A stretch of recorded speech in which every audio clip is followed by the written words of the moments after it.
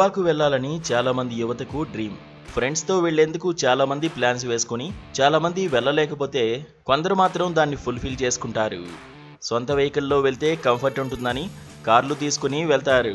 కానీ గత కొంతకాలంగా గోవాకు టూరిస్టులు తగ్గిపోతున్నారని కొన్ని నివేదికలు చెబుతున్నాయి. దీని వెనుక చాలా కారణాలు ఉన్నాయి. ట్రాన్స్పోర్టేషన్ ఛార్జీలు, హోటల్ రూమ్స్ ధరలు అధికంగా ఉండడం, ఫుడ్ రేట్లు, ముఖ్యంగా పోలీసులు ఎక్కడ పడితే అక్కడ ఇతర రాష్ట్రాలకు చెందిన వాహనాలను ఆపి తనిఖీలు చేసి ఏదో ఒక సాగు చెప్పి ఫైన్ కట్టించుకోవడం వంటివి చేస్తున్నారు. ఇలాంటి సమస్యలు టూరిస్టులను ఇబ్బంది పెడుతూనే ఉన్నాయి. ఈ క్రమంలోనే ట్రాఫిక్ పోలీసుల నుంచి అనధికారికంగా ఎలాంటి ఇబ్బంది ఎదురుకాకుండా ప్రభుత్వం కొత్త నిబంధనను తీసుకొచ్చింది.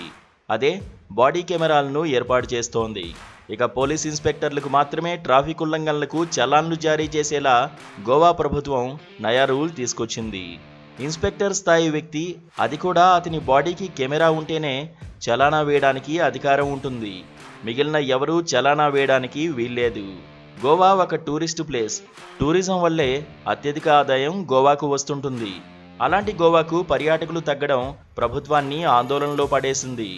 ఈ క్రమంలోనే టూరిస్టులకు ఉన్న ఇబ్బందులను తొలగించేందుకు చర్యలు తీసుకుంటోంది.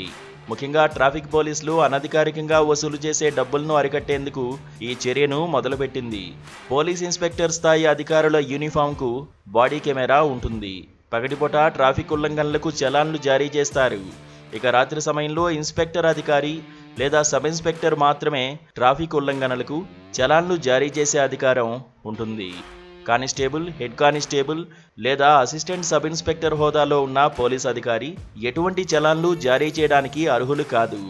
కింది స్థాయి వారు ఎవరైనా ట్రాఫిక్ చలాన్లు వసూలు చేసినట్లు తేలితే పౌరులు వారి ఫోటోలను క్లిక్ చేసి పోలీస్ శాఖకు పంపే సదుపాయాన్ని కూడా ప్రభుత్వం కల్పించింది. ఆ మేరకు ఉన్నతాధికారులు చర్యలు తీసుకోనున్నారు. సస్పెండ్ చేసే అవకాశాలు లేకపోలేదు. పర్యాటకులపై కొందరు ట్రాఫిక్ పోలీసులు చేస్తున్న వేధింపులు ఈ మేరకు తగ్గుతాయని అభిప్రాయాలు వ్యక్తమవుతున్నాయి. అంతేకాదు పోలీసులు డాష్ క్యామ్లు, రోడ్ల పక్కన ఏర్పాటు చేసిన డిజిటల్ కెమెరాలు మరియు కృత్రిమ మేధస్సుతో కూడిన ఇతర గ్యాడ్జెట్లతో సహా అనేక పద్ధతుల ద్వారా ట్రాఫిక్ ఉల్లంఘనలను గుర్తిస్తారని గోవా ప్రభుత్వం పేర్కొంది.